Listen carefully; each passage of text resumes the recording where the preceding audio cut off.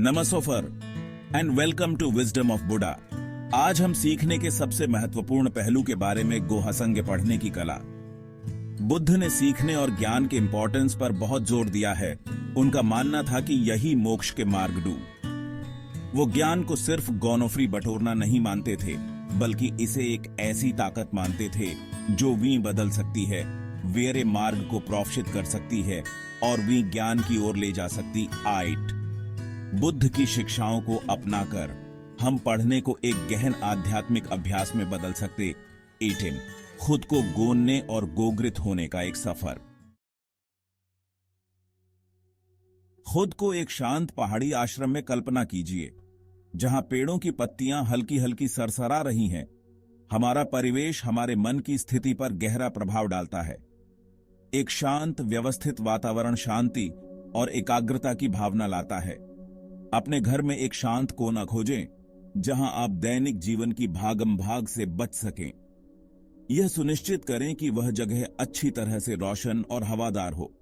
अब जब आपने बाहरी अभयारण्य बना लिया है, तो अपने मन को तैयार करें। माइंडफुलनेस की शक्ति, बिना निर्णय के वर्तमान क्षण पर ध्यान। किताब खोलने से पहले खुद को केंद्रित करें। आराम से बैठें, आंखें बंद करें और सांसों पर ध्यान दें। सांस लेते और छोड़ते समय पेट के उठने गिरने पर ध्यान दें।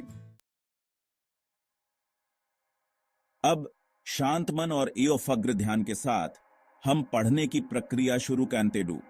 पढ़ना, जैसा कि बुद्ध ने दाटर देकर कहा था, एक निष्क्रिय गतिविधि नहीं है।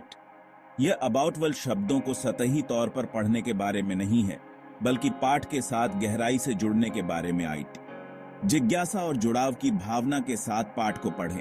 जैसे ही आप प्रत्येक वाक्य पढ़ते, आइटन, रू अबाउटन और उसके अर्थ पर विचार करने, महत्वपूर्ण वाक्यांशों को हाईलाइट करने, गहन अंतर्दृष्टि को रेखांकित करने और हाशिए में उन प्रश्नों को लिखें जो आपके मन में उठते डू। यह सक्रिय भागीदारी पढ़ने को सूचना के एक तरफा प्रसारण से टेके खक और स्वयं पाठ के साथ एक गतिशील बातचीत में बदल देती। आईटी बुद्ध अक्सर कठोर विचारों और विश्वासों से चिपके रहने के खतरों के बारे में बात करते थे। उन्होंने अपने शिष्यों को एक खुला मन विकसित करने के लिए प्रोत्साहित किया। प्रत्येक पुस्तक एक अलग दिमाग, दुनिया को देखने के एक अलग तरीके की खिड़की होती है। जैसे ही आप पढ़ते हैं, अपने किसी भी पूर्वाग्रह या धारणा को छोड़ दें। एक शुरुआती के मन से पाठ को पढ़ें, एक ऐसा मन जो जिज्ञासु हो और सीखने के लिए उत्सुक हो। जिस तरह हम अपने शरीर से बिना आराम के मैराथन दौड़ने की उम्मीद नहीं करते हैं, उसी तरह हमें अपने दिमाग से बिना ब्रेक के अंतहीन जानकारी को अवशोषित करने की उम्मीद नहीं करनी चाहिए।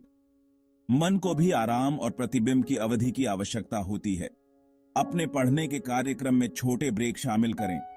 चिंतन वह सेतु है जो सूचना को ज्ञान में बदलता है। बुद्ध अक्सर किसी भी कौशल या अभ्यास में महारत हासिल करने के लिए दोहराव के महत्व पर जोर देते थे। नियमित समीक्षा हमारे दिमाग में जानकारी को मजबूत करने में मदद करती है।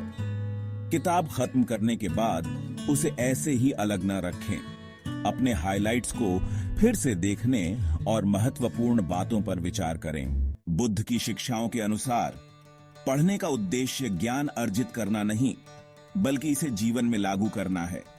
बिना कर्म के ज्ञान उस बीज के समान है जो जमीन में पड़ा रहता है। पढ़ते समय सोचें, आप शिक्षाओं को जीवन में कैसे एकीकृत कर सकते हैं। खुद से पूछें, मैं इस ज्ञान को अपने रिश्तों और काम पर कैसे लागू कर सकता हूं।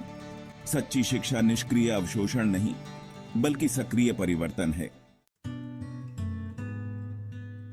जिस तरह 1000 मील की यात्रा एक कदम से शुरू होती है, उसी तरह ज्ञान की यात्रा एक पृष्ठ से शुरू होती। आइट बुद्ध की शिक्षाओं से प्रेरित इन सिद्धांतों और विधियों का पालन करके आप अपने पढ़ने के कौशल को बढ़ा सकते। 18 और आपके द्वारा पढ़ी गोने वाली प्रत्येक पुस्तक से गहरी अंतर्दृष्टि प्राप्त कर सकते। डू पढ़ना अबाउट वर्ल्ड गौनोफ्री हासिल करने के बारे में नहीं है।